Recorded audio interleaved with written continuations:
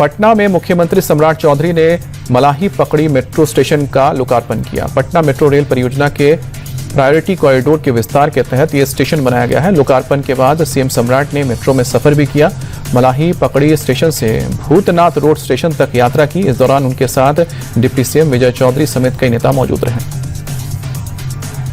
अयोध्या के राम मंदिर में चढ़ावा चोरी लंबे समय से हो रही थी। पुलिस ने जब आरोपियों की बैंक डिटेल खंगाली तो कई चीजें सामने आ गई। आरोपियों ने चोरी की रकम को या तो बैंक में जमा किया या उससे प्रॉपर्टी खरीदी थी।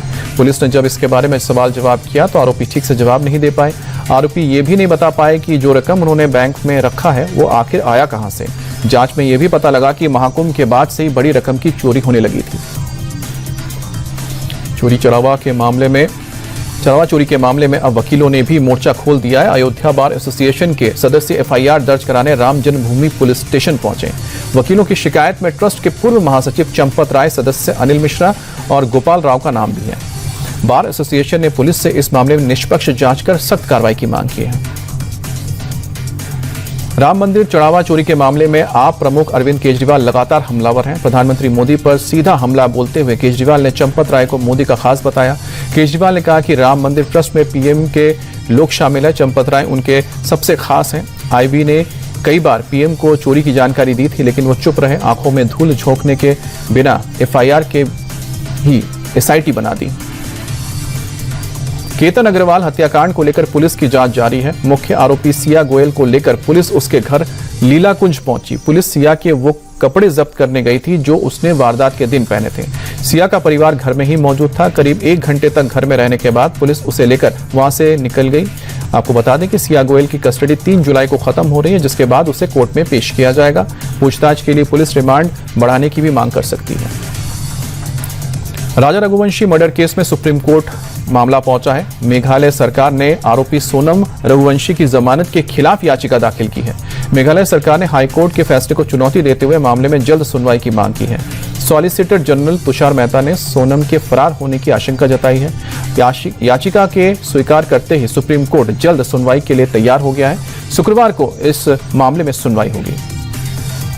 दिल्ली पुलिस की स्पेशल सेल ने बड़ी आतंकी साजिश को नाकाम कर दिया। दिल्ली और पंजाब से 4 आतंकियों को गिरफ्तार किया गया है। चारों आतंकी आईएसआई हैंडलर शहजाद भट्टी के निर्देश पर काम करते थे और दिल्ली में बड़े आतंकी हमले की फिराक में थे। स्पेशल सेल ने आतंकियों के पास से 2 विदेशी पिस्तौल, 9 जिंदा कारतूस और 5 मोबाइल फोन जब्त किए हैं। बताया जा रहा है कि आतंकियों ने मंदिरों और थाने का वीडियो पाकिस्तान भेजे थे।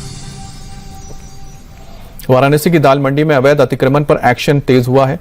5 मस्जिदों के अवैध हिस्से पर पीडब्ल्यूडी का हथौड़ा चला। भारी पुलिस फोर्स की मौजूदगी में मस्जिदों के अवैध हिस्से को गिरा दिया गया। मस्जिद कमेटियां भी प्रशासन का सहयोग करती दिखी। दरअसल सड़क चौड़ीकरण के रास्ते में जो भी अवैध निर्माण आ रहा है उसे ध्वस्त किया जा रहा है। दाल मंडी में पिछले 2 महीने से इसी काम को अंजाम दिया जा रहा है।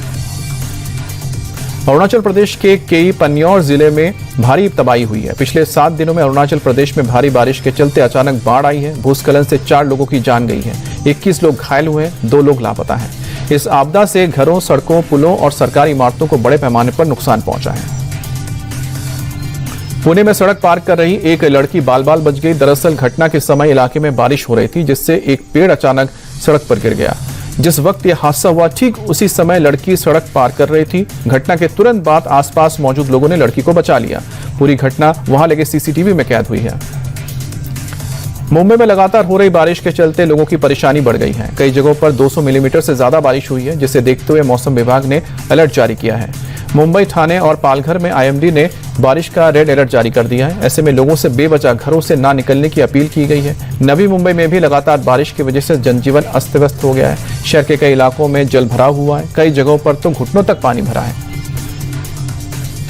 पालघर में पिछले 2 दिन से लगातार हो रही बारिश की वजह से जनजीवन बुरी तरह से प्रभावित हुआ है। शहर के कई इलाकों में जल भराव हो गया है। तस्वीरें मुंबई अहमदाबाद हाईवे की है, जहां पर फ्लाईओवर पर पानी भरने की वजह से लोगों की मुसीबत बढ़ गई है।